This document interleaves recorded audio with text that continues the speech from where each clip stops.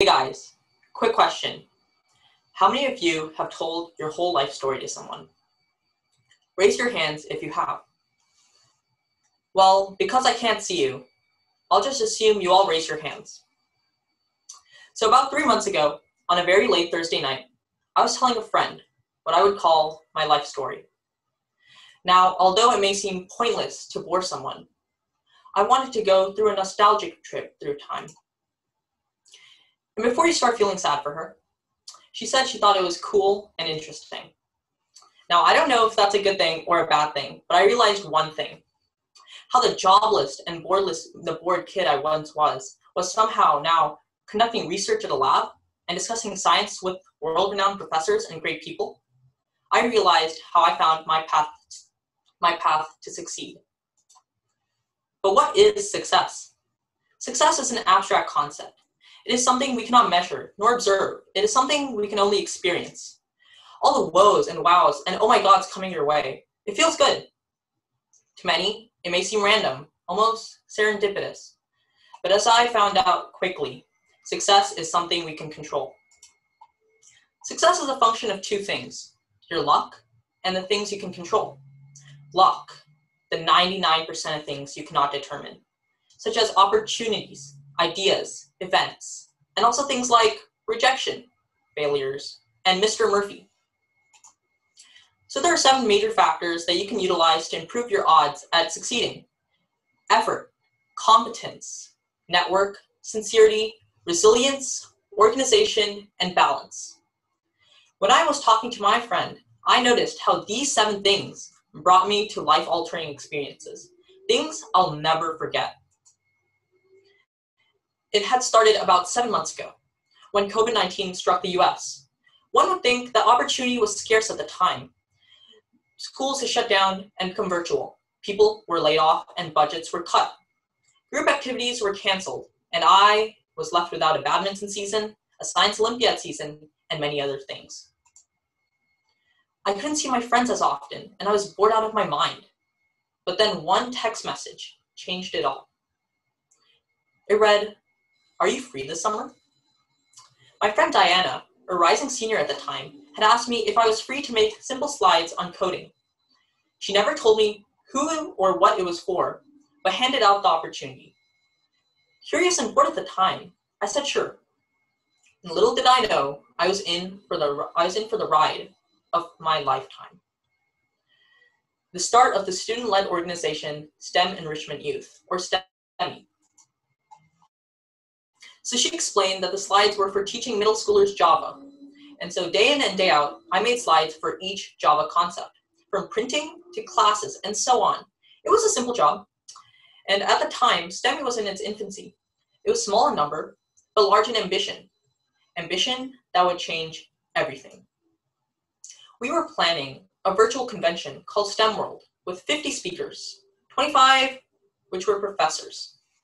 Initially, I was astounded on how we, a small group of high schoolers without a 501c3 nonprofit license, were going to find 25 professors, let alone 50 people.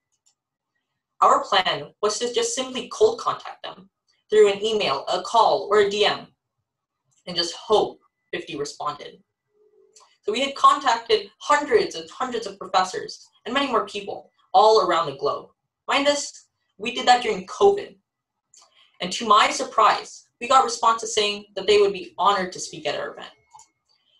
Knowing the response rate of professors, I was ecstatic. We had gotten 50 wonderful speakers, professors who had received the highest recognition in their various fields.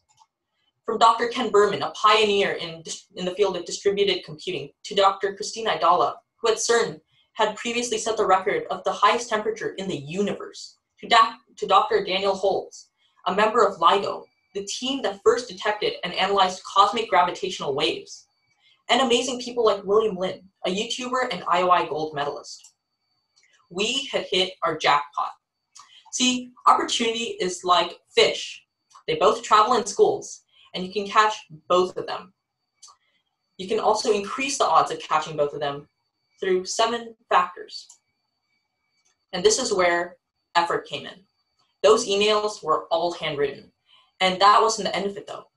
We had to work out the logistics with the speakers. We had to settle the financial matters with our sponsors. And finally, we had to effectively advertise this event. At times, the work was draining. It was hard, menial, and tiresome. But overall, it was worth it. Translating your intentions into a work is an integral part of success. Without actually throwing the rod and swinging the bait into the water, the fisher can't even reel a single fish. Work must be done. So we had our speakers, we had our money, but the final frontier was an audience.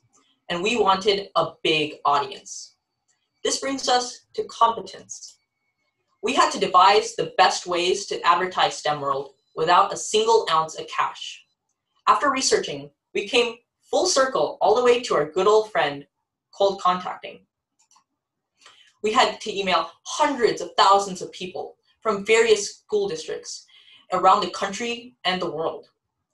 But it was just simply too hard to do ourselves. There were just too many tasks to complete. So me and a few others had devised methods to automate it with computers. We worked smarter and not harder. A person's competence will affect their chance for success. The master fisherman can reel in much more and much bigger fish than a novice.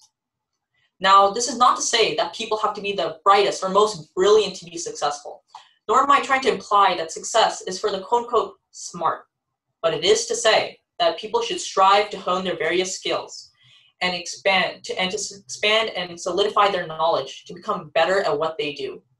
This is where our knowledge on programming helped, and it helped a lot. It sped up the process tenfold, making our initial plans feasible. Organization was also crucial. We had systematized our strategies, our information, and our methods. This made things quick and easy. A fisherman can quicken things by just organizing their inventory. Good organization will speed up progress, just like how it did for us.